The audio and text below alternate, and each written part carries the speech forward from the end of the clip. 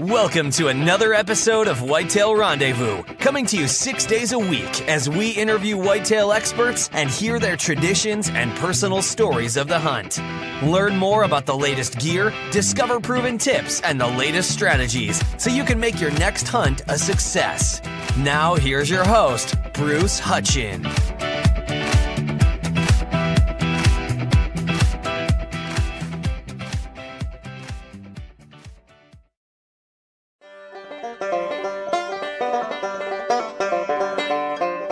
Good morning, folks. This is Bruce Hutchin, and it is very cold. I'm heading out to Maine today, and Erin Merrill is in Central Maine. And how cold is it in Central Maine right now? It was about 1 degree when I came in this morning. So it's 1 degree. That's cold. Mm-hmm. And then in Colorado, where I'm at, it's 10 above. And then I have a friend, Meadow Caulfield, which we're going to have an announcement soon with her. And I think it's 15 or 20 below. So everything closed in Minnesota. So folks, Erin and I are going to talk about a strong cup of coffee, which we both need. I'm actually a tea drinker. I don't know. Erin, what do you like? I'm a big coffee drinker. And so we're going to be sipping our tea and drinking our coffee. But Merrill is a prolific blogger. I came across her in Instagram and wanted to get her on. One, because she has a voice. She found a voice. And let's just start off right there, because you said something to warm up that is so meaningful and about finding your voice.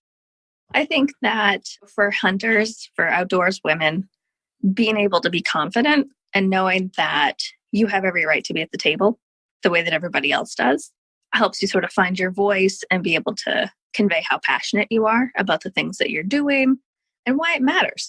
Other people get interested in it if they know that you're interested in it. And so being able to be proud of your experiences and wanting to share those with other people. Now, a lot of people see the table means that you're involved in conservation, you're involved in different groups, but you're involved really with the blog. And how did that get started? I was interviewed by another outdoorsman 10 years ago, and he wanted to talk about women in the outdoors. And I had some stories, but it was one of those, oh no, I'm going to have to do this interview and people aren't going to know where to find me. And so I started the blog and frantically put up a whole bunch of posts about all the photos, all the outdoor activities that I've been doing. And then it just sort of exploded from there. So this is my 10th year writing for And a Strong Cup of Coffee. That's amazing. Now, are you monetized? Do you have people supporting you? Nope, just me writing it because I love it. So it's a labor of love. Mm-hmm. It is. How many viewers do you have on a per day basis? 400 to 500. So you got a good, strong following then. Mm-hmm. I do. No, is that dispersed throughout the country, or is it just localized there in Maine? No, it's pretty widespread. It's kind of cool to go in and look at the analytics every once in a while. Well, yeah, it really is, because you certainly do have a voice and you're very passionate about the hunting tradition. How did that get passed down to you? I grew up with a dad who was a passionate outdoorsman. He's a big deer hunter. And it was not uncommon to get home from school, open the refrigerator, and see a hart floating in water. And somehow, when I was 20 years old, I decided I wanted to go with him. And he let me. And I was the loudest thing in the woods.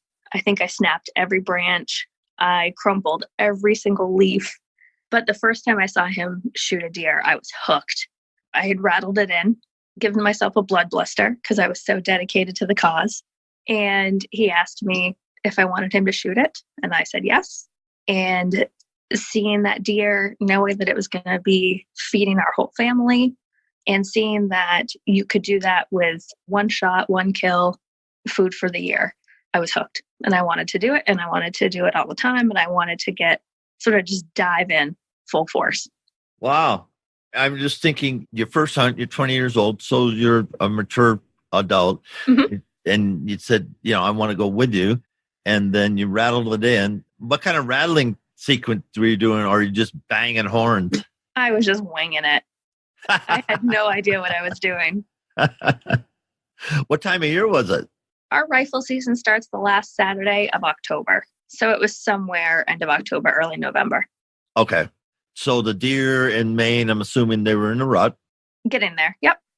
Yep. So it was just cranking up then? Yeah. Okay. Because one thing that I found personal and been told by other people is that pre-rut is a good time to rattle because they're kind of the pecking order and they're hearing deer get rambunctious in the woods. They're going to come over because they're inquisitive. They're very, very social animals. Right. People don't realize that, but they really are. And so they come over and, hey, what's going on? Who's tussling? It's kind of like schoolyard bullies. You know what happens? A couple of kids go after it, and all of a sudden there's a whole circle of friends or other kids looking, oh, look, they're going for it. Yeah. And it was a little crotch horn. I mean, it wasn't this big bruiser of a deer, but it doesn't matter. It's the best thing ever. Right. Every single animal, we told the story about my first hunt. Every single animal that I've ever taken is a trophy. Yes. Yes. Yeah, every single animal, from the smallest to the biggest. Same with the fish I've caught. Some of the best trout fishing I've had are for little 6-inch brookies. Yeah, absolutely. And you just, on those little creeks in New England and stuff, and I can remember doing that as a kid, just going out and catching a mess of brook trout and bringing them home and eating them. Oh, yeah. That's the best part. Boy, yeah. And they taste so good. But, yes, you know, you're talking a 6-inch fish. I mean, offshore, they're not even bait size. Right. They're not. I mean, a good mess of brookies. And can't beat it. No, and it's all good. I'm kind of salivating right now thinking about that. It's springtime and the turkeys are clucking or putting or purring and doing all the things that they do. And then you're messing it up with brook trout. There's some magic times there. Let's talk about some of those magic times for you. I mean, you've been in the wilds of Maine. Let's go down memory lane a little bit. And as I was just reminiscing about some of the special moments you've had in the woods. Yeah. So obviously my first deer, I was with my dad and we had built a tree stand. And so we were hunting from that stand. I had only shot a gun twice. And my mom was telling me that I was going to be shot out of the back of the tree stand because of the kick from the rifle. I was excited, but I was also cautious. And I had a little spike horn come in and I got super excited sitting next to my dad. And when I shot it, I had to ask him if I'd hit it, even though I saw its foot jerk back. And it was a perfect shot placement. And I had the time to be able to make that shot. And dad was super excited, puffed out his chest. And then I was done. I mean, at that point, it was just throwing money because, I wanted to do this all the time. I wanted to buy the gear. I wanted to just immerse my mounted. And so they're hanging in my office because it was the very first deer that I got. So I always sort of look at those with the other trophies that I have and think back to that morning in November.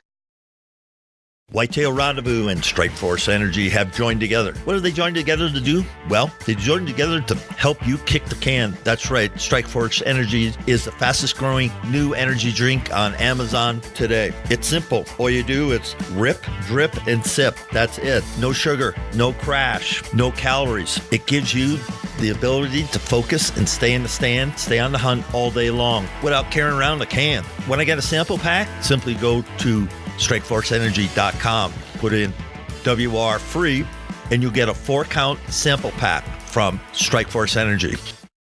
That had to be special. And then if somebody hasn't done this, I know you reach out to women and want to empower women. How do you share that feeling with them or just that desire? How do you do that? I have been going to speak to a lot of different groups and just sort of talking about conservation, talking about becoming an outdoor woman. How do you get connected through? I mean, social media is fantastic because you can get connected with fly fishermen in your area or turkey hunters in your area. You can go as broad as you want, or you can go as narrow as you want to find a group to connect with. I created a nonprofit called Women of the Maine Outdoors, and we actually provide scholarships to girls and women who want to go take outdoor education classes that have a cost associated with them. So we'll help defer some of that cost so that women can get out and experience more, learn more, and hopefully get really connected with other people that share their passion and want to maybe go with them. Maybe it's a future hunting buddy. We're doing as many things as we can to break down any sort of barriers to get girls and women outside. So what's the number one question women come up to you after a speech? What do they ask you? They're interested in trapping, and they're interested in how do they learn more. So, okay, you're interested. What's the next step? I usually send them to our Department of Inland Fisheries and Wildlife does a Becoming an Outdoor Woman program, the BOW program. And it's a fantastic introductory program for women who want to learn a little bit and see if they really like hunting or if they really like fishing. And usually they're anywhere from a day to a full weekend for the classes. And it just sort of gives them a little smorgasbord of opportunities in the outdoors. So you're able to get the ladies to the right place. And if you're listening to this, ladies, in any state in the United States right now, you can go to the DOW, DNR, and ask them, say, I want to learn this sport. And you're going to find somebody that's going to be able to help you because there are courses for you. Obviously, you need a hunting safety card if you're going to go hunting. A lot of states now have an archery proficiency test or card. So there's things that you need to do. But the biggest thing, and Erin just said it, is that you get on social media and say, hey, I want to do this. I know there's a lot of forums for women, girls with guns. Yes. Shoot like a girl. Just a couple off the top of my head. Get in touch with somebody in your area and say, hey, I'd like to go have a cup of coffee and talk about hunting. Because hunting is for everybody and are the fastest growing segment in the outdoor sports. That's all sports. I just had a friend that climbed the 14er. They didn't quite get to the top, but just last weekend in really brutal weather, but she and other friends climbed it. Why not? It's a good winter outing if you have the right gear. Now, mountaineering is dangerous. It can kill you. But if you have the right gear, then you're going to be fine. You're going to be absolutely fine. So the adventure is out there and you hear these stories. And I like what Erin said. She was hooked from the beginning and she realized that she could go out and do this. And you don't have to be a triathlete. You don't have to be somebody that you see on Instagram that are pumping iron, are unbelievable physical specimens. Right. Most of us will never get there. And the people that do are just unbelievable and dedicated to it. Yes. But having said that, I've never been an exceptional athlete in the outdoors, but I've never backed down from a hunt. I don't think Erin has either. You just, in mountaineering, you learn really quickly. It's step by step. That's basically it. Yeah. And you just keep doing it till you summit. Right. Right. And know that you can do it. Have the confidence that you have every right to be there. I'm glad you brought that up because I was reading something the other day about a book by David Baldacci, and it's a good book. And the central figure is an FBI woman agent, and she just missed the Olympic team by 1 kilo, 2.2 pounds. And because her mental process, she could do it physically, but mentally she couldn't get the technique down to do the snatch. I'm thinking it was a snatch. And she said, it wasn't the physical part that beat her. It was the mental. Yeah. How important in hunting is the mental process? I think it's huge. So much of it goes into you having the confidence to make that shot placement, either with a bow or your rifle. You knowing your own limits so that if it is 1 degree, are you going to go out? Are you not going to go out? You don't want to put yourself in a bad situation. And so I think having the confidence, having the mental stamina. I've hunted in 4-degree weather, and I also have a heater in my stand. And so, I'll huddle over that thing and just keep walking or keep looking for anything walking by. But I think, you need to know what shots you can take and what shots you're comfortable with so that you're not making a bad one and you're not rushing to try to get off a shot that is not ethical. For me, I know that I need to sit in a tree stand. I've been on the ground and I've watched deer run right past me because I'm not quick enough to be able to have my brain go, there's a deer, lift up my rifle, put the sights on it, and be able to shoot. If I'm in a stand, I can have that 10-second freak out, and then I can make sure that I have my shot where I need it to be and make it count. Same thing with bear hunting. I want to make sure that when I squeeze the trigger, I just need to do it once. So being mentally prepared for that, I think, is huge. So let's go back to what you just said about ground hunting, because recently I had an accident. So I'm not really confident above the ground anymore, 20 feet up in a tree stand. I'm not. So last year I was up in a tree stand, I think twice, and it didn't work out so well. So I hunted completely from the ground, and I had one of my best seasons ever. I had deer within 10 feet of me. Awesome. And I hunt with a crossbow, and I'm thinking, how do I shoot it? Because I can't move. I mean, they got me so pegged. I mean, when they're that close, they know I'm there. They just don't know what I am because of scent control and everything was set up correctly. And it's very hard. But I think back to Native Americans, the people that first hunted deer, they didn't have tree stand. It was either spot and stalk or it was on the ground, and they waited till the deer walked by within feet. They shot up with arrowheads. But the stone that was made out of in New England, but I couldn't do it. My dad spot and stalks. My dad would go stir crazy sitting in a stand. So he's constantly walking. That's how he shot all of his deer, I think. It's just, for the most part, spot and stalk. Now, you're thinking of Benoit brothers. At least not yet. Did you ever meet the Benoit brothers? No, I didn't. Or have them talk? No, our sort of local celebrity is Hal Blood. He goes up in the big woods in Jackman, and he does that. He'll stalk a deer for a full day in the big woods. Now, help people understand the big woods of Maine. What does that mean? It's the endless wilderness. A lot of logging. It borders the Canadian border. And so when you're going into the woods, you're not really going to run into anyone else. If you're out there, you are out there. And you might come across deer that have never seen a human before, because it's sort of the wilds of Maine. Now, there's something called the Aliquash in Maine. Is that also the Allagash? Allagash? Yes. Is that big woods? That's way up there. I don't know if I'd necessarily call it that. It's kind of swampy. It has yes, they're big woods, and there's not. If you look at a map of Maine, all through like Jackman up to the Allagash, there's not a whole lot of roads. So there's maybe some logging roads, but that's not heavily populated. Not that Maine is, but this is definitely not. Maine's not get away from the coast, and you get away from close to Massachusetts or New Hampshire. I'm just trying to think. My map's all fuzzy, but what's the biggest city in Maine? Is that Portland? Yes. Portland, and then Bangor and Augusta. So most of the people are in those areas. Yeah. Most of the people live within an hour of the coast. Amazing. So here you are. You're hunting whitetails, and you do it from a tree stand. How do you pick your tree stand? Based on where we see a lot of deer sign and where we know they're crossing either a stream or a food to bedding area. And then we will build them and put them up.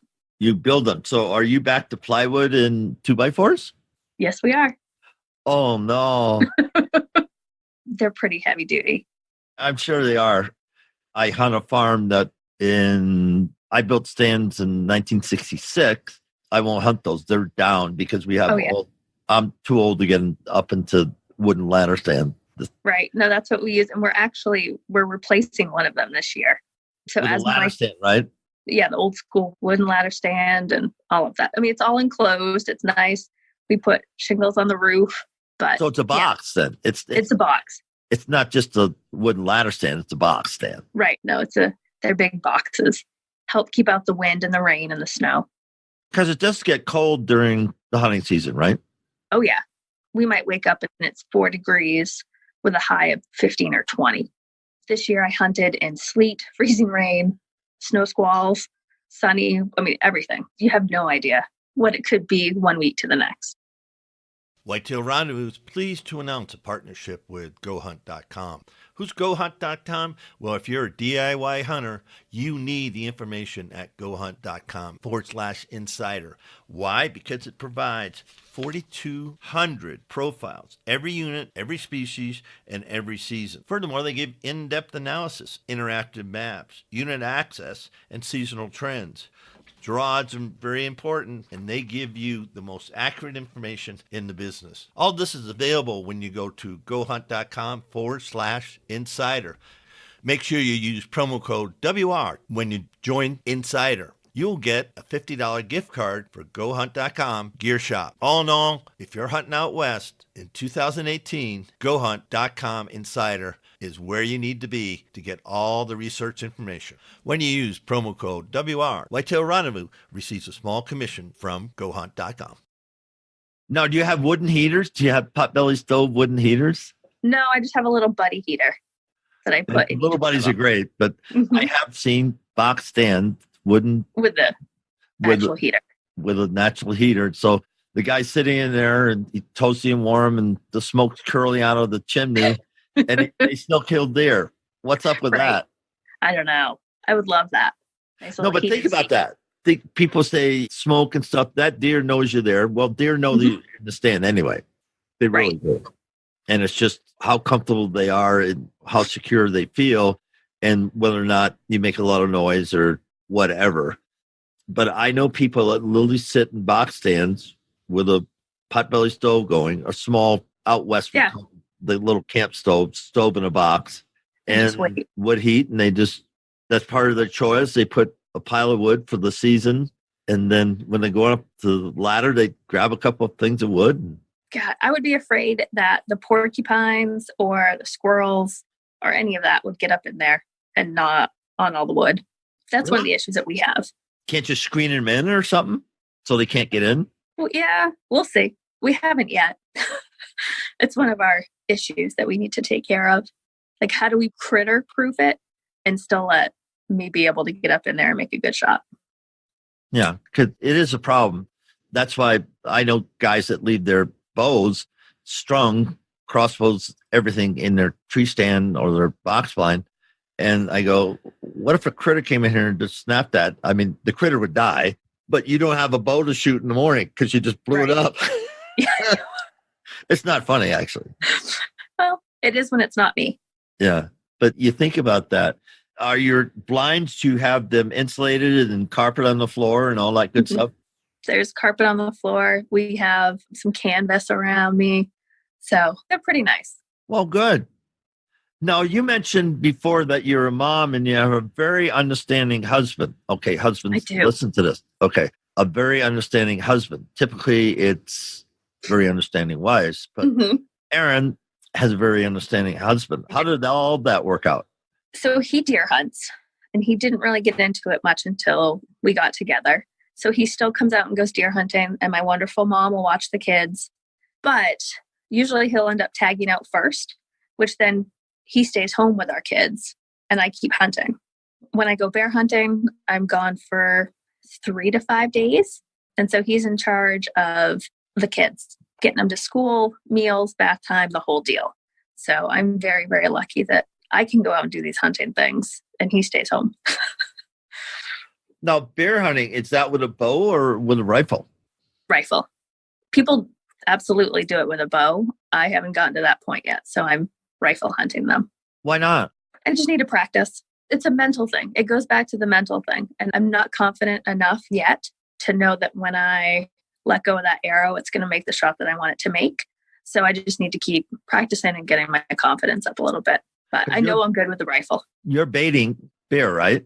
Yes. And so if done right, I've been fortunate to take them both with my bow and rifle, and that was that. And the bear I shot it right through the heart. And so it didn't go far. It was kind of eerie when he moaned.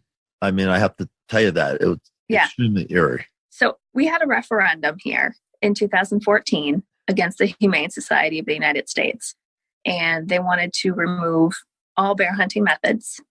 And we won. We won twice in 10 years to keep our bear methods, the hunting methods that we have. So in Maine, you can trap, you can hunt over bait, you can still hunt, and you can use hounds. And so when I was writing about the referendum and bear hunting, I wanted to be able to actually have some firsthand experience. And so I had a friend of mine teach me how to bait, how to get the barrels all set up, how to go out to a bait. I sat over bait. I didn't see a single bear. And so I actually went out with a couple guys who have hounds, and that's how I shot both my bears. So you're running the bear? Yeah. Now that's going to be interesting because is the bear running when you shoot him or is he at bay? I have been very lucky that both of my bears have gone up trees. And so I've shot them in the tree. Okay. That is fortunate. Yes. It's phenomenal. Watching those dogs work is incredible. And watching the guide watch those dogs on the GPS and be able to tell you why which dog is in which location and the sounds that they make when they've treated a bear versus when they're chasing a bear. I mean, it's phenomenal. I love it. Yeah, it is exciting. There's no question about it, especially with the GPS and everything, because one, the guides know what they're doing, plus they know their dogs, and every little sound means something. Yeah, the dogs are so passionate about it and they're so excited. You know, it was such an incredible experience. It was the first bear I shot was the only hunt so far that I have actually cried over. You know, not full on blubbering, but I was emotional about it because I had learned how to bait, all the time and energy that goes into having a successful bear hunt. And then all the time and energy and training and dollars that the guide had to put into the dogs so that they could go out and get me a bear. I was surprised, but I was very emotional about it. Good for you.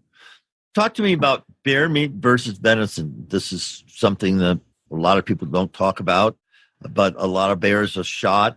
And I don't know if it's as revered as venison. I think personally it should be. So let's talk about that. I will take a bear meat over deer meat any day of the week. I liken it to really rich beef. If people don't like it, they say that it's greasy or that it's too gamey. I think if that's the case, then it's either been butchered wrong or it's been cooked wrong. I make a point of making like a bear chili, and then I will share it with my neighbors. I will share it with coworkers. I've brought it into my Rotary Club because I want people to understand that we're not just out hunting bear to hunt them, but that they are delicious. They are just, it's so good. I love it. So let's talk about your favorite recipes. We just mentioned chili. So you got a bear chili going on. What else? Mm-hmm. I will do like a roast and sort of slow cook it. And you put some delicious spices. The thing with bear is that you have to treat it like pork because you could get trichinosis. So you just have to make sure that you're thoroughly cooking it. So figuring out ways that work for you to ensure that it's cooked, but not so dried out that it's disgusting. So how do you prepare it the best? Now, you go and field dress and skin the bear, correct? Mm-hmm. And then get as much fat off as you can because that will start to leak into the bear meat. Okay. Do you render the fat? I have not yet, but I know a lot of people that do. And then you get the skull and then you have the hide. So we have a lot of parts that are trophy parts. I know people that just boil the skull out and that's what they have. I know other people that have head in bear hides. And then the people that really know how to take care of and spending time preparing the bear meat. Yeah. So my first bear that I shot during the year of the referendum, I had skull done and I had a actual bear rug. The average bear taken in the state of Maine is about 120 to 150 pounds. Mine was 457 pounds. Whoa. I know. Ridiculous. So my bear rug is in my office and my kids actually sit on it and listen to books on tape. So it's like this huge area rug that happens to have claws and a head. That's a good sized bear anywhere. In Colorado, we have huge bears because one, we don't really hunt them. Right. We lost our referendum. We can't bait them, can't run dogs. It's just what it is. Not right. And we're DNR's missing out on revenue, but absolutely. I'm not going to change that. Somebody down the road may, but this person isn't. Right. Having said all that, you encapsulate this and then you sit down and put words to pen, words to computer and start your blog. And A Strong Cup of Coffee is well known, is out there, and you've done a lot of different things with that. Where's your motivation to do a blog on a continual basis? It has definitely been a commitment. And you can actually, if you look at my archive, you can tell when I've had children because it sort of drops off and then it comes back up.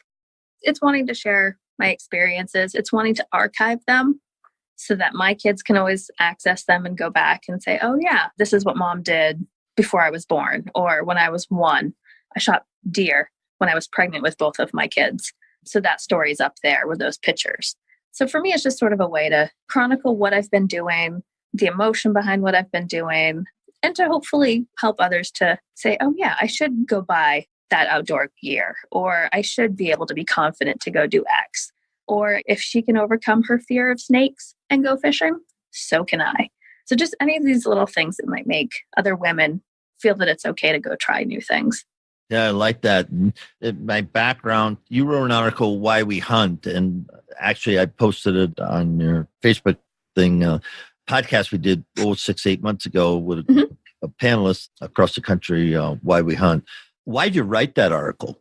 I think a lot of people think that we're doing it to be horrible, or we're doing it to just go out and kill something, and that it's not women who are introducing organic meat into their families or thinking about population control. There's so many other levels to it that I think non-hunters or even anti-hunters don't necessarily know what a hunter looks like nowadays. And so getting folks to realize that, when I'm paying a lot of money to go out and do this, which is helping conservation efforts. I'm bringing home organic meat for my family, for my kids, and, I'm helping the population. I'm keeping the population in check, making sure that from a biological standpoint, everything's all good. There's something about being out in the woods. And I think only hunters really understand this. When you're out and it's dark and you're watching the sun come up in the woods and you're hearing those first birds chirp, there's something magical. It's almost Zen-like, when you're out in the woods and you're able to witness all of this stuff without the animals knowing that you're there. It's phenomenal. And so getting people to understand that it's more than just squeezing the trigger. Hey, folk. Bruce Hutchin, host of Whitetail Rendezvous. Hey, I'm pleased to announce that Buckwild Coffee is continuing their sponsorship for 2019. What's so special about Buckwild Coffee? Well, a gazillion people every day go to Starbucks and buy coffee. Well, I'll ship it to your house. Yes, I'll ship light, medium, or dark roast, ground, or bean, right to your house. It's real simple. Just go to whitetailrendezvous.com/shop, pick out what roast you want, and we'll ship it out. Take a look at Buckwild Coffee, the finest roast in the West. Well, finest roast around the campfire, finest roast around your kitchen table. It's just flat out the finest roast you can get today. Order some at whitetailrendezvous.com/shop. Thank you for that. Talked about the hunting tradition. We talked about your blog. What's next for Erin? I have my hands in lots of pots. Conservation stuff, more writing, getting more women to be in the outdoors. I want to do more. I still have some things on my hit list. Getting into fishing more, getting into trapping more, and then getting my kids to appreciate that and understand where their food comes from. When we started off, I mentioned someplace along the line that I'd asked you, what's your one big thing that you know today that you wish you knew 5 years ago?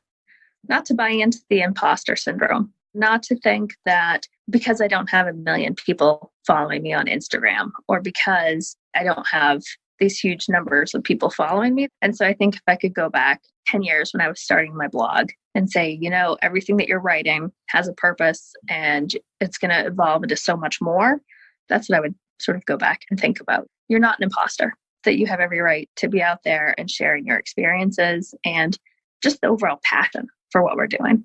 Yeah, a guy told me, Bruce, just get started. And then Craig Boddington, one of his key phrases is die first, then quit. Get started. But my message, simply to echo what Erin said, is just if you're passionate about something in the outdoors, get started doing it, whatever that looks like for you. Because there's a whole bunch of us that are just as passionate that are going to welcome you into our tribe. Yep. And it's a matter of the like discussions that we're having here, and thousands of people will listen to this podcast down the road, and they'll realize that Erin and I are completely no different than you guys.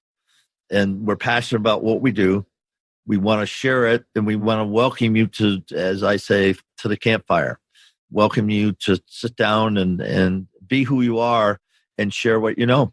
So having said that, do you have any last words you want to share with the listeners, Erin? Just reach out if they have any questions, either to me or, like you said, to anyone who does this for a living. There are always resources out there. And so if you're interested in getting more information about how do you become an outdoor woman program, how do you get into deer hunting? One of the coolest things that I take my kids out and do is just, let's go look for animals. You can tell what a turkey track looks like in the snow or a deer track, and how recently did the deer walk by compared to the snow. So all these little things are key learning tools to get more and more interested in the outdoors. But I think we're a welcoming group. And so anyone that wants to be a hunter, a trapper, a fisherman, just reach out, because there are tons of us that are willing to help, and just keep adding more and more people to the things that we love to do. And how does somebody reach out to you? Like you said, I'm on Instagram, and it's at Woods and Coffee. I'm on Facebook for And a Strong Cup of Coffee, and my blog, And a Strong Cup of Coffee, has my email that you can reach out to me at. Erin, you've just been an absolute joy, and I've looked forward to having this interview. And it's great to just sit and chit chat and touch on a lot of things, because people do have questions, and it's people like you that are so welcoming and so real that make this show successful. So again, thank you so much. Oh, thank you very much. Thanks for joining us. Be sure to tune in tomorrow for another episode of Whitetail Rendezvous, where you can listen and learn from the experts so you can be more successful on your next hunt. Until next time, listen, learn, and succeed.